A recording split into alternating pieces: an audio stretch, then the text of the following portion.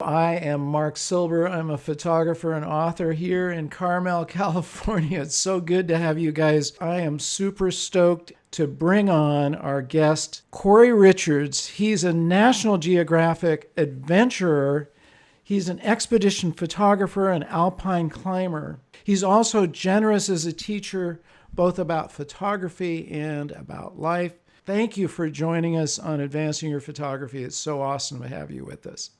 Thanks for having me. I'm so happy this worked out. First of all, Cory, what is it that really drives you as a photographer? I am a much less technically inclined photographer. And what I mean by that is, yes, I know how to use lighting, and yes, I look for perfect compositions, and yes, I pay attention to technicality, but ultimately what's driven me in this medium is trying to transcend that which makes good photography into the realm of what makes truly transcendent photography and great photography, which I think is an emotional connection. Absolutely. And so it's wonderful to make images that are technically perfect, where the light's perfect, the composition is perfect, it's tack sharp, or you're sort of executing in whatever genre or style you really want. It's something entirely different to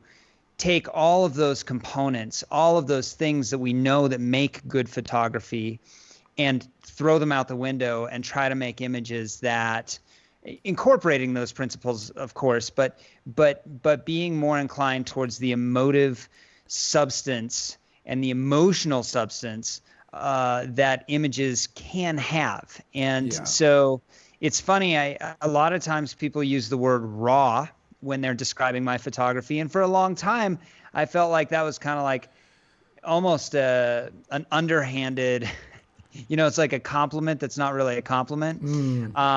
But I started to look back at my work, and I understand what people are saying. It isn't necessarily designed to be the best technical photography out there. It's more about the emotional connection with, the person I'm photographing, the scene that I'm photographing, or the environment that I'm photographing, because I believe that's the responsibility of a photographer, or at least a photographer in my position, is to connect an audience with their emotional internal landscape in order to inspire some level of outward care or empathy that connects them to something greater than themselves.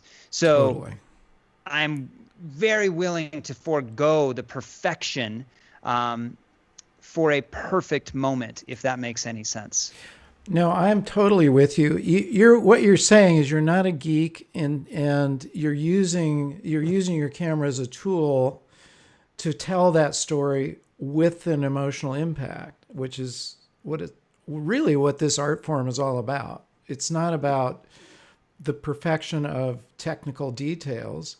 It's about how well you tell that story. How does it feel? I mean, come on. The 125th anniversary, you're on the cover. It's not only, and you took the photograph, right? So this is your photograph, and it's you. This is an interesting moment. We live in a funny time, and selfies, as a thing, they're part of our cultural context. They're part of our cultural conversation. I mean, Kim Kardashian made a whole book of Instagram selfies. This was an image that was taken descending off a summit bid and a successful summit of the first winter ascent of a mountain called Gasherbrum 2. This photo was taken, I would say, directly after, but it wasn't seconds after we had dug ourselves out. All three of us nearly died. Wow. But we all survived. And this photo was taken shortly after that. At the time, I think I knew that there was something transformational happening in my brain and in my body. Felt there was something happening in the moment that was worth observation. How did you do it? Just technically, what were you using at the time? What were you shooting it with? It was actually it was a point and shoot camera because my Really? bigger camera had died. And so it was gosh, I forget even which camera it was. But it was just it was a pocket camera Point that, and shoot. Wow, isn't that amazing? yeah. I could, the original image is actually a JPEG. Huh. It wasn't set to RAW. I just had the camera around my neck because the other big camera the batteries were done. There was, ice and fog and condensation in the lenses in the body. And this had sort of survived this 6-day sprint to the top of the mountain. One of the things we love to myth bust on this show is that you've got to have the latest and greatest piece of equipment in order to be take a good photograph or make a good photograph. Well, and that's the thing. People always ask, well, what cameras do you use? And of course, I'm a Nikon ambassador, so I always, I talk about Nikon. But the truth is, yes, if you're going to be a professional, have professional tools. If you are on the street and an incredible moment is unfolding before you, your phone is great. Anything you have to capture an image, capture it, and move forward with that knowledge that it doesn't have to be technically perfect. It doesn't have to be, the latest and greatest. In fact, I would say that most of the most transformational images that have been made during the history of photography have not always, quite often, are not made with the latest and greatest. Yeah. They are a moment that occurs that sticks with us because of its transformative and sort of transcendental power. This is an amazing photograph. Well, so Hazel Miller she's, I think, one of the most beautiful vocalists.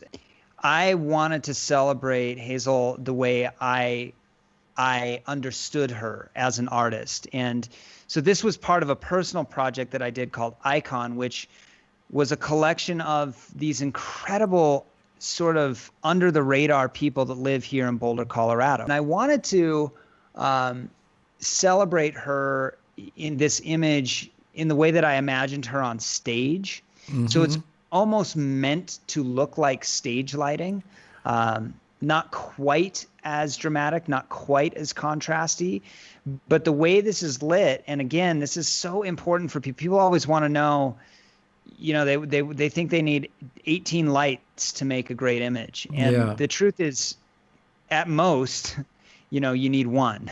Right. And oftentimes you don't need any. It's just knowing how to work with light. So this image was created with a single light source, one beauty dish that was angled, at a pretty classic sort of almost Rembrandt style, a little bit more frontal than Rembrandt, but up 45 degrees. And I simply asked Hazel just to sing for me. And I fired through that performance. And of course we warmed up, we chatted, we talked before this, but my whole goal and my concept around this was to create an image just like this. And oftentimes I try to create images that you don't know exactly what the emotion is, because that brings you further in. Is this a cry? Is it a scream? Is it is she just singing? What is she singing? What is she singing about? And I think that's important. I want to give people an experience that answers as many questions as it asks, but also asks as many questions as it answers. Well, we have a question here from Nailshat, who says, shooting portraits for a while. I want to do more seriously now. I have only shot natural light so far. How do I proceed? So I'm a huge fan of natural light, and I believe that learning to work with natural light to accomplish the goals of portraiture that you have in mind is essential to being able to create the portraiture with studio lighting down the road. However, I will say that natural light is hard to own. And what I mean by that is, yes, Avedon, he kind of owns that black and white background natural light. What I'm trying to get at is natural light is wonderful to study, and it's one of my favorite ways to shoot, but it's hard to make a distinct impact with natural light other than allowing the person that you're photographing to speak for themselves. When you get into using lighting, first and foremost, play a lot. Challenge yourself with it. Try to figure it out. I'm not interested in watt seconds and understand. I don't care about that stuff. I'm interested in how the final product looks. So start with one light, and that's all you need, and figure out all the things, literally everything you can do with a single light. Just start with one. And, you know, I'm a huge fan, if I'm not using the SB series, which is, you know, speed lights by Nikon, I use the ProPhoto B1s because they're a battery pack. They're portable. They put out enough power that you can overpower the sunlight. But my challenge is when you start introducing lighting, try to light everything from behind for a day, just with one light. What does that look like? Try to light everything, you know, figure out what light does. And in doing so, you'll start to craft and understand your own voice and the things that you like. And also look at other people's work a lot and try to figure out how they did it and then emulate it. And thanks again. Really awesome to have you on the show. Okay. Thanks so much. I appreciate it. You bet. If you haven't already subscribed, please do so you don't miss any of our shows. Our channel is really growing, you guys, and I want to thank you for everything you're doing. Last but not least, leave your comments, like, and very last thing is remember to get out and capture your own images of life.